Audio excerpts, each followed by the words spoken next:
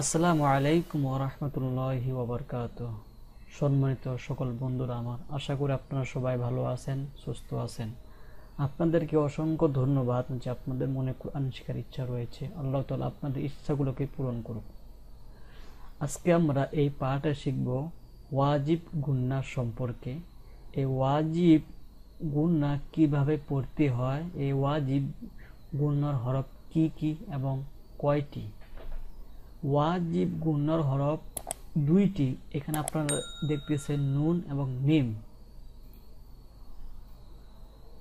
নুন এবং এই মিম, এই দুইটি হলো ওয়াজিবের হরফ।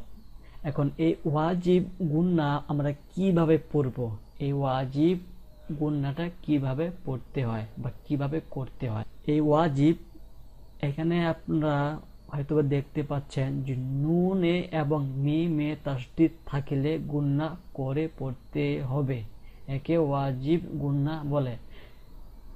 এখন আমি নুনে মিমে তাসদিদ থাকলে কিভাবে গুন্না করে পড়ব। এখানে ওয়াজিব গুন্না হরফ কয়টি? এই দুইটি। হ্যাঁ, এখন এইখানে আমি লিখছি কি আলিফ নুন, তারপরে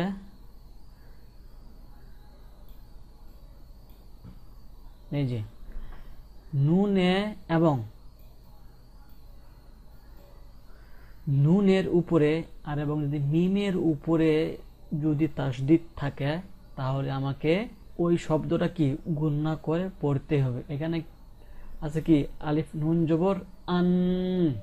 এই যে এইখানে যেহেতু নুনের উপরে তাসদিদ আসছে, তো নুনের উপরে তাসদিদ থাকার কারণে আমাকে এই শব্দটা গুন্না করে পড়তে হবে। আলিফ নুন জবর আন, নুন জবর না, আন্না। এখানে কি আছে? হা মিম জবর হুম, মিম জবর মা। এখানেও কি আছে? মিমের উপর তাসদিদ আসছে। মিমের উপর তাসদিদ থাকার কারণে আমাকে এটা কি গুন্না করে পড়তে হবে। এখানে আমি আর একটু ভালো মতো করে লিখে দিই।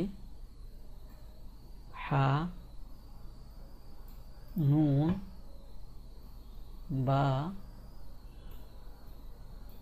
মিম, লিখলাম জের, নুনের উপর তাসদিদ, জবর, বায়ের উপর জবর, মিমের উপর তাসদিদ এবং পেশ।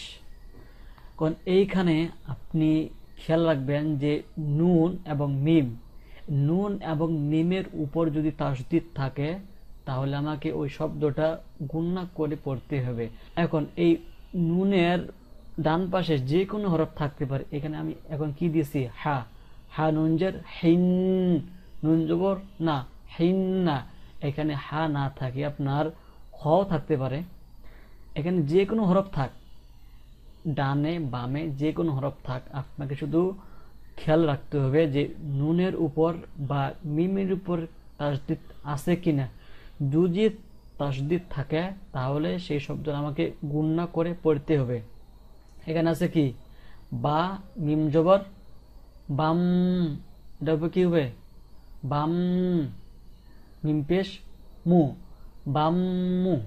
হ্যাঁ, এখন এই জায়গা যদি আপনার এই তাসদিদ না থাকতো, আপনার যদি জজম থাকতো তাহলে কিন্তু আপনার এটা গুন্না হতো না। শুধু বলে উচ্চারণটা কেমন হতো?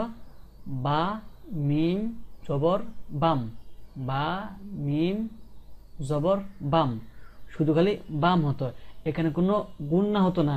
আর এইখানে তাসদিদ থাকার কারণে তাসদিদ ওয়ালা হরফ দুইবার পড়তে হয়, সেটা আমরা সবাই পারি, ঠিক আছে।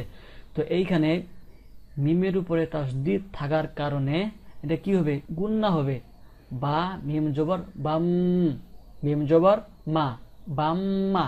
হ্যাঁ, আশা করি বুঝতে পেরেছেন যে নুনের উপর এবং মিমের উপর তাসদিদ থাকলে আমাকে কি ওই শব্দটা গুন্না করে পড়তে হবে। এখন এই জায়গায় যদি আপনার তাসদিদ না থাকে, শুধু যদি জজম থাকে, তাহলে এটা কিন্তু আমার কোনো গুন্না হবে না, শুধু খালি খ নুনজের খিন, খ নুনজের খিন।